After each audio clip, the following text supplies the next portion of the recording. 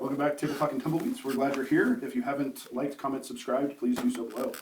We are continuing on with our Lenten story here of Lord of the Rings, and we have come to the point where we're going to have in Rivendell the Council of Elrond. Right. We've right. found this thing, and what are we going to do with it? This is like the official founding of the Fellowship, which we talked a little bit earlier before on when we were talking about the conspiracy and meeting Strider, and I'm sure we'll get to Fellowship before the end. Yeah. But I think that the part that really strikes me in this whole Elrond Council of Elrond thing is the uncertainty, Yes. right? And the council is basically people from around, There's dwarves, everywhere. there's elves, there's men from Gondor, there's everybody here. Yes. What do we do? What do we do? But also it's the unveiling of the story, right? The elves tell it, what happened to them. The dwarves talk about what they've experienced. Gondor talks about, we're seeing movement in Mordor, and then we get to Gandalf's story where we discover that Sauron has betrayed them. Yes. And this is also another big blow. And then finally we get Frodo's story. And by the end of all of these stories, we know, right, that the big bad is coming, right? And it's bad. It's going to be bad. It's terrible. It's going to be the end of freedom. Evil will take over Middle Earth, and and everything will be under Sauron. And so they're trying to figure out what they can do.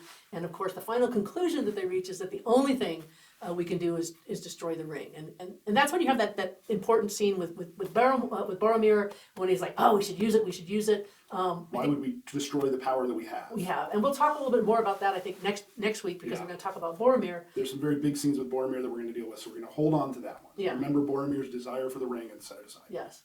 But I think what really strikes me in this, I mean, there's a couple things that really strike me in this, but the big thing is the uncertainty. They don't know. It's not like they're not sure how to destroy the ring. They know they can't hide it. They know, but what are we going to do? What are we going to do? They finally decided, well, all we can do is really destroy the ring. How can we destroy it? There's only one way to destroy it. Take it to Mount Doom. Throw it. The place where it was forged. Where it was forged. How do And the whole idea, we're going to set out on this journey to Mount Doom, and we don't know anything about this journey. And of course, you have Frodo volunteers, but before that, there's this interesting exchange in which the elves basically say, because the elves have 3 rings, right? And they have rings of power that. The elves' rings are the only ones that are known and still being used as power. The 9 rings that got given to the humans corrupted them, destroyed them, and turned them into the ring wraiths. The rings that were given to the dwarves were either consumed by dragons or claimed by Sauron. Right. And so the only ones that are left are the 3 that the elves have. And these are still powerful and important things. Yeah, but they're a different kind of power from the one ring. So Yes. and so they can't use it against the other ring. The 3 rings that the elves have are built around preservation and healing and that sort of stuff, which is great and important, but it is not about Power. And the real problem is that the corrupting influence through the one ring makes them nostalgic. Yes. And the elves are always looking at this wonderful, glorious past, and wouldn't that be wonderful? And that moves them to inaction. Yes. And that's the other real problem with the elves in this entire story, is that what they tend towards is inaction. Yes. And this moment is going to require action. Right. You can't just keep the ring here because eventually we will fall. And that's what Elrond keeps pushing them for. But I think that the part that's interesting is the elves, even with all their feeling about these 3 rings, when they're asked, well, when we destroy the one ring, what will happen to your rings? And there's like, we don't know. Yeah. Right? And that's when Glorfindel says, hey, we're willing to risk it. Yeah. Right? So this is again, that uncertainty that we don't know what's going to happen that comes through it. But this thing which will be a sacrifice to us is important for all of us. For all of us. And the interesting thing is, and then he goes on and he says, but I still think that this idea is really stupid. Right? This idea of taking the ring to Mordor. Of all places. Of all places. One does not simply walk into Mordor bearing the rings, right? He says it's really stupid. And we don't know what the result would be, even if this stupid plan works. But we're still going to support it because it's the only plan we got. There is no alternative. There is no alternative. And so that's kind of striking in that scene. And then, of course, it's followed by that important speech from Gandalf. And again, let folly be our cloak. He says, this is foolish. This is folly. Let folly be our cloak, because he's very wise and weighs all things in the scales of his malice. Yeah. Right? So yeah, Makes it is a stupid idea. It's not going to work. It's uncertain. It's all this sort of stuff. But that is why it will work, right? Because Sauron, right? He cannot imagine us doing something so foolish as to destroy the ring. Sauron, who knows only power, who loves only power, cannot imagine anyone having the ring and not using it. Yeah. He can't imagine anyone having the ring and getting rid of it. And he certainly can't imagine, much like Boromir, Yeah. anyone having the ring, having that opportunity, having that power, and just destroying it, right? Yeah. Not just setting it aside and not using it, but actually destroying it. It could never come into his mind because that's not what you do with power. Yes. That's not what power is for. Power is to wield over other people. Yeah. And so he cannot even imagine it. Power is control. And then Elrond, finishing up the scene, the road must be trod, right? We don't have a choice. The road must be trod. It will be very hard, yet such is oft the course of deeds that move the wheels of the world. Small hands do them because they must, while the eyes of the great are elsewhere. And I think this is, this wrapping up of this one little scene, this is, not just that Sauron only understands power over, but that for Sauron, the only thing that matters is the stuff down here. And what you have here is hobbits and unknown and even, Aragorn, who's the king of the world, right? Who's been anonymously working. No one knows that he is protecting. And there's a scene in there where they talk about, all these people of Middle Earth, people in the Shire that live their lives comfortably, they don't know that they have you to thank for it. Yeah. And he's not doing it for thanks. He's doing it because it needs to be done. And that's this whole idea of the little people not doing it for deeds or glory or whatever. They're just doing it because it needs to be done. And there's no one littler than the hobbits. No one littler than the hobbits. And again, this is another one of those scenes that speaks to Tolkien's experiences in the First World War. Yeah. Right? That you've had all these people up here that are moving the pieces around like it's a chessboard, and it's the people down here that are actually doing it. Yep. So I think, so there's little people doing big things, and then, Frodo, and that's when Frodo volunteers. And again, I can sort of, I don't want to do the whole scene, but he's listening to everyone arguing. Yeah. And no one can come to any sort of conclusion until he says, fine, I'll do it. In the book, it's like all conversation is gone and they're sitting there in silence. Frodo looks around and they're not looking at him. They're deep in thought. He has this great dread. And at last, an overwhelming longing to rest and remain at peace by Bilbo's side in Rivendell filled his heart. At last, with an effort, he spoke and wondered to hear his own words as if some other will was using his small voice. I will take the ring, he said, though I do not know the way. Yeah. And then Elrond looks at it and says, I think that this task is appointed for you, Frodo, and that if you do not find a way, no one will. This is the hour of the Shire folk when they arise from their quiet fields to shake the towers and councils of the great. And this is World War I again, right? The Shire folk is exactly what he Shire experienced, folk loved, wanted to protect. And one could argue it's almost every war, right? In which, most of us just want to sit at home in our farms and our ranches and go down to the coffee shop or the tavern or whatever. And every once in a while, you are called to do something. And this is called. You just not really volunteer. You're called and you feel the call and you answer the call and you go. And so this idea of this reluctant volunteering, little people doing big things because they have to, right? They don't want to be heroes. And again, I think this goes into this World War.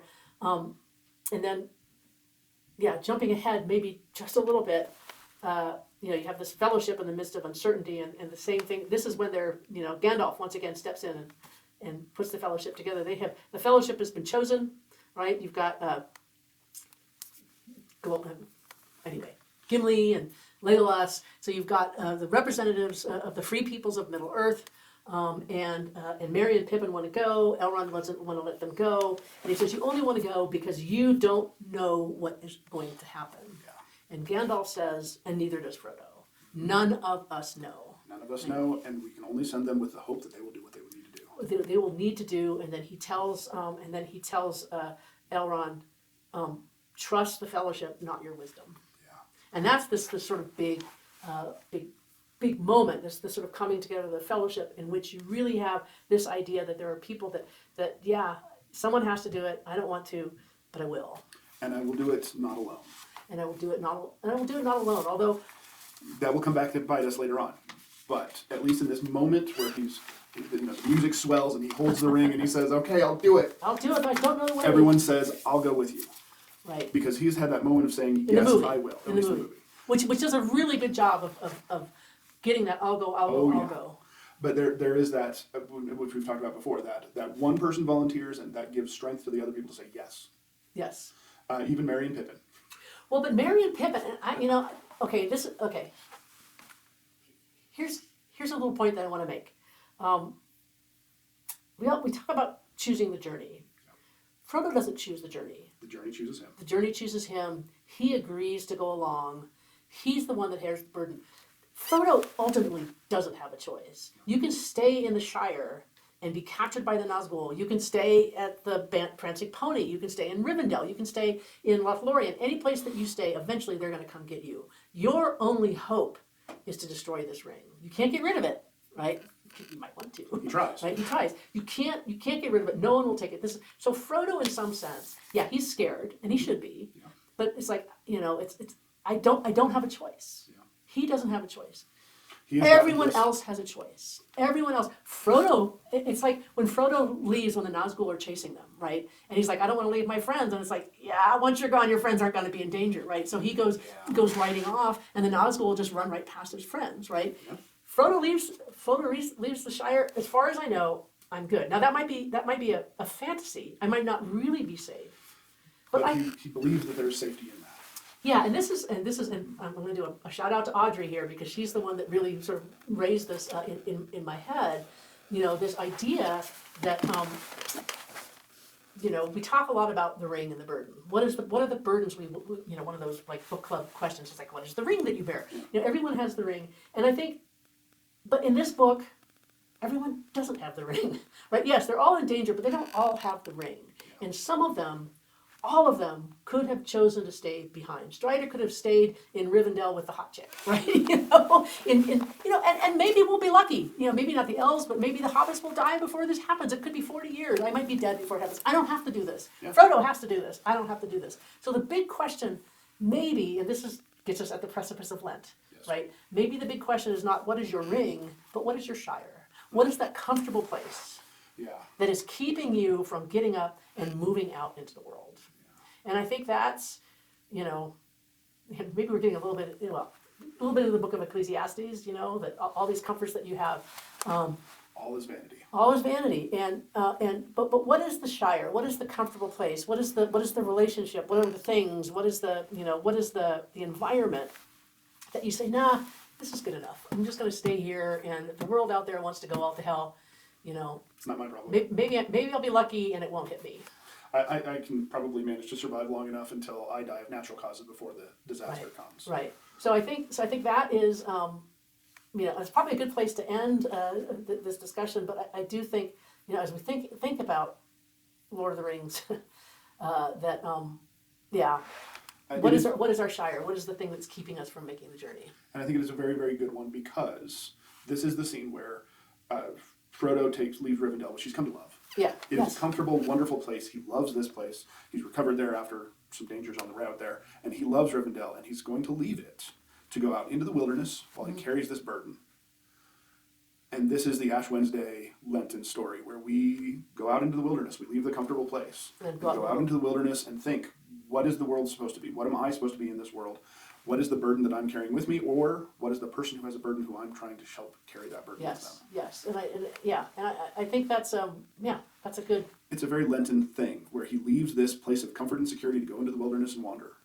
When you're giving something up in Lent, right? Yeah. And even right before he volunteers, he just has this longing in his heart just to stay here with his beloved uncle, and smoke their pipes and look at the beautiful scenery. Absolutely. Right. Wouldn't that be easier? And instead, puts the ashes on his head, and he heads out in the wilderness because, whether it's spiritual growth, it's not all it's cracked up to be. It's like, oh damn, another growth moment, right? Yeah. I would much rather sit here by denial, right? Way easier. Yes. So anyway, I think that's a good place to end as we set out into Lent, and we will be back next week talking about. For the first Sunday in Lent, and we will be talking about Boromir going. We'll talk about Boromir, and we'll also talk about the end.